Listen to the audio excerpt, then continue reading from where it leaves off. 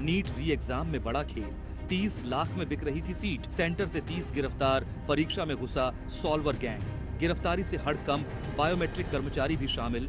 मेहनत की कमाई और मेहनत की पढ़ाई का कोई शॉर्टकट नहीं होता, लेकिन जब कुछ लोग मेहनत की जगह जुगाड़ और पैसे का रास्ता चुन लेते हैं तो सिर्फ एक परीक्षा नहीं, हजारों सपनों का भविष्य दांव पर लग जाता है। और इस बार मामला देश की सबसे बड़ी मेडिकल प्रवेश परीक्षा नीट यूजी से जुड़ा है। बिहार के लखीसराय से जो खुलासा हुआ है, उसने एक बार फिर परीक्षा प्रणाली की सुरक्षा पर बड़े सवाल खड़े कर दिए हैं। नीट यूजी री एग्जाम के दौरान एक बड़े सॉल्वर गैंग का भंडाफोड़ हुआ है। जी हां, जिस परीक्षा को लाखों छात्र डॉक्टर बनने का सपना लेकर देते हैं, उसी परीक्षा में कथित तौर पर करोड़ों के खेल की साजिश रची जा रही थी। इस पूरे मामले का खुलासा तब हुआ जब प्रशासन और पुलिस की जॉइंट एक्शन में लखीसराय जिले के 3 अलग-अलग परीक्षा केंद्रों पर छापेमारी की गई, जिसके बाद फिर जो सामने आया उसने हर किसी को चौंका दिया। कुल 30 लोगों को गिरफ्तार किया गया है। इनमें सिर्फ 9 स्कॉलर ही नहीं, बल्कि हैरानी की बात यह है कि बायोमेट्रिक वेरिफिकेशन करने वाली कंपनी के 18 कर्मचारी भी गिरफ्तार किए गए हैं। यानी जिन लोगों पर परीक्षा की सुरक्षा और आइडेंटिटी वेरिफिकेशन की जिम्मेदारी थी, उन्हीं पर गड़बड़ी में शामिल होने के आरोप लगे हैं। शुरुआती जांच में खुलासा हुआ है कि असली अभ्यर्थियों की जगह दूसरे लोगों को परीक्षा दिलाने के लिए 30 लाख रुपए तक का सौदा किया गया था। अब सवाल उठता है, आखिर इस पूरे खेल का मास्टरमाइंड कौन था? जांच एजेंसियों के मुताबिक इस पूरे नेटवर्क के पीछे जिस नाम की सबसे ज्यादा चर्चा हो रही है, वह है अर्पित राज। बताया जा रहा है कि अर्पित राज गया मेडिकल कॉलेज का स्टूडेंट है, लेकिन कहानी यहीं खत्म नहीं होती, क्योंकि अर्पित राज का नाम कोई पहली बार चर्चा में नहीं आया है। सूत्रों के मुताबिक साल 2024 के चर्चित नीट पेपर लीक मामले में भी उसका नाम सामने आया था और उस दौरान सीबीआई ने उससे पूछताछ भी की थी।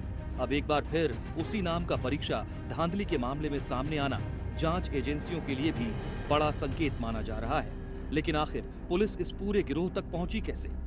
यही इस कहानी का सबसे दिलचस्प हिस्सा है। पुलिस के मुताबिक पूरे रैकेट का पर्दाफाश एक संदिग्ध गतिविधि से शुरू हुआ। हाजीपुर निवासी और पीएमसीएच के छात्र मयंक कश्यप पर अधिकारियों की नजर पड़ी। मयंक कथित तौर पर बायोमेट्रिक कंपनी के कर्मचारी के रूप में परीक्षा केंद्र के भीतर पहुंच गया था। शुरुआत में सब कुछ सामान्य लग रहा था, लेकिन कहते हैं ना, चोर कितना भी शातिर क्यों न हो, कोई न कोई सुराग जरूर छोड़ जाता है। प्रशासन को उसकी गतिविधियां संदिग्ध लगी। इसके बाद उसे हिरासत में लिया गया और पूछताछ शुरू हुई। पूछताछ में जो जानकारी सामने आई, उसने पूरे नेटवर्क की परतें खोलनी शुरू कर दी। मयंक से मिले सुरागों के आधार पर पुलिस ने 3 अलग-अलग परीक्षा केंद्रों पर एक साथ छापेमारी की और फिर एक-एक कर कई सॉल्वर और कंपनी कर्मचारियों को गिरफ्तार कर लिया गया। जांच आगे बढ़ी तो और भी चौंकाने वाले नाम सामने आने लगे। पता चला कि पूनम कुमारी, जो बीएचयू में नर्सिंग की छात्रा बताई जा रही है, कथित तौर पर एक अभ्यर्थी की जगह परीक्षा देने पहुंची थी। इसके अलावा रायबरेली एम्स का छात्र सौरभ झा, एनएमसीएच पटना का छात्र संजीत और उत्तर प्रदेश के एक मेडिकल कॉलेज का छात्र अमन अग्रवाल भी इस नेटवर्क से जुड़े पाए गए। यानी इस गिरोह में अलग अलग मेडिकल और नर्सिंग संस्थानों से जुड़े छात्रों की कथित भूमिका सामने आ रही है। सोचिए, ये कैसी विडंबना है। जिन छात्रों ने नीट जैसी कठिन परीक्षा दी, इसकी कठिनाई को जानता है, आज उसी परीक्षा को इस तरीके से बाजार में बेच रहा है। वहीं इस मामले को लेकर लखीसराय के डीएम शैलेंद्र कुमार और एएसपी श्रीमती प्रेरणा कुमार ने क्या कुछ कहा, चलिए आपको सुनाते हैं। का रूल रेगुलेशन था, उसके तहत में कार्रवाई की गई और जो भी उसमें गलत तत्व पाए गए, जैसे हसनपुर में एक लड़का गलत पाया गया, पूछताछ के दौरान वो पुलिस का जो एसडीपीओ साहब हैं, एसडीओ साहब हैं, उनके द्वारा एक को डिटेन किया गया वहाँ पर और वो लड़का पूछताछ के बाद पता चल गया कि वो गलत है। तो ये कहानी बिल्कुल हसनपुर से ही शुरू हुई। आप लोग को भी मालूम है, कुछ लोग आप लोग वहाँ भी पहुँचे थे और उस घटना से हम लोगों को और भी चेतना थोड़ा जगा कि और भी सेंटर्स में, चूँकि उस समय तो अभी 12 बजा ही होगा, परीक्षा 2 बजे से होनी थी, तो 11:45 या 12 बजे की, 11:30 से 12 बजे के बीच की घटना थी। तो इसके बाद एसपी मैडम हम सब कुछ डीएम कंट्रोल रूम पे आकर बैठ गए और यहाँ से निगरानी शुरू हो गई, जो कि हम लोग का पहले से दिशा निर्देश भी मिला हुआ था एनटीए से और सभी जगह से। खैरियत प्रतिवेदन पल पल का लिया जा रहा था राज्य सरकार के द्वारा। तो हम लोगों ने अपना वहाँ से सभी सेंटर्स में जाना शुरू किया, केआरके में जाना शुरू किया, डाइट में जाना शुरू किया। यहाँ 4 सेंटर्स थे, सभी को मालूम है आप लोग को। और वहाँ के बाद केंद्रीय विद्यालय में तो एक टीम तो पहले से ही केंद्रीय विद्यालय पहुँची हुई थी, जो एसडीओ साहब और एसडीपीओ साहब की टीम थी। तो वहाँ भी इन लोग को सफलता मिलना शुरू हो गया। हम लोग भी वहाँ पहुँचे तो सारा टीम एक साथ बैठ कर और वहाँ पर पहचानने का और कौन कौन गलत तत्व हैं उनको निकालने पर कार्रवाई प्रारंभ किया गया एज पर रूल।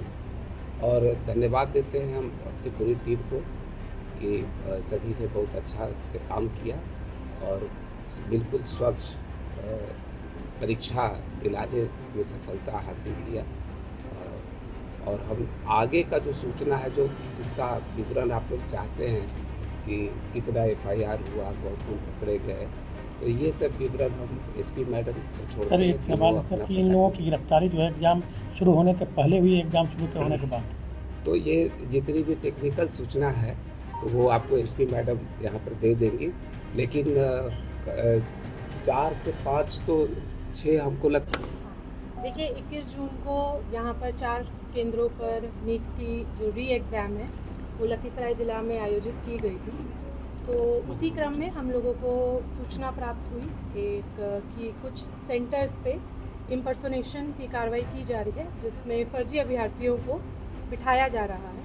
तो उक्त सूचना पर जो भी कंसर्न्ड सेंटर सुपरिटेंडेंट्स थे, जो फ्लाइंग स्क्वाड था, उनके साथ एसडीपीओ और एसडीएम की एक टीम बनाई गई और उन लोग के द्वारा इस सूचना का सत्यापन किया जा रहा था।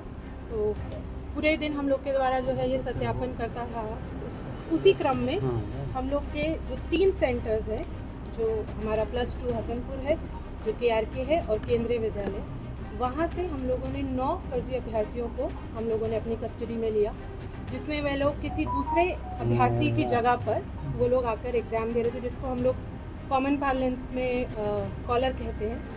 उसी के साथ वहाँ पे जो हम लोगों को एमओ समझ में आया, उसमें जो बायोमेट्रिक की टीम थी, उन लोग की संलिप्तता के साथ, उन लोग की मिलीभगत से, उन लोग ये जो स्कॉलर बच्चे हैं, इन लोगों को अंदर सेंटर पे एंट्री कराई जाती है और उन लोग को सेंटर में रूम में जगह देते हैं।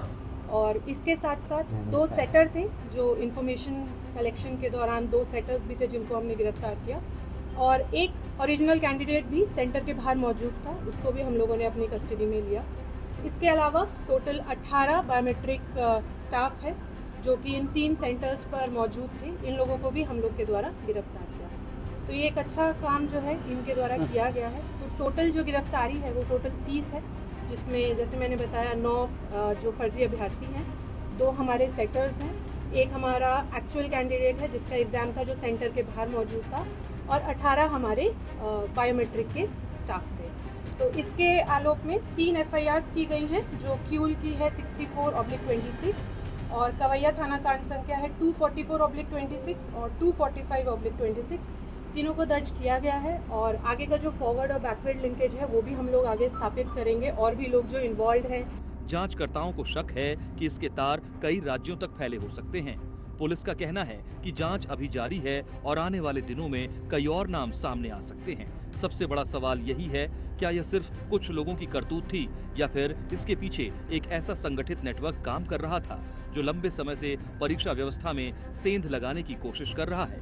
फिलहाल जांच जारी है, गिरफ्तारियां हो चुकी हैं, लेकिन इस खुलासे ने एक बार फिर लाखों मेहनती छात्रों के मन में यह सवाल जरूर खड़ा कर दिया है कि आखिर उनके सपनों की परीक्षा को निशाना बनाने वालों पर कब तक पूरी तरह लगाम लग पाएगी, क्योंकि डॉक्टर बनने का सपना मेहनत से पूरा होना चाहिए, पैसों और फर्जीवाड़े से नहीं। आप इस मामले को लेकर क्या सोचते हैं? अपनी राय हमें कमेंट सेक्शन में जरूर बताएं। साथ ही और भी अपडेट्स के लिए जुड़े रहें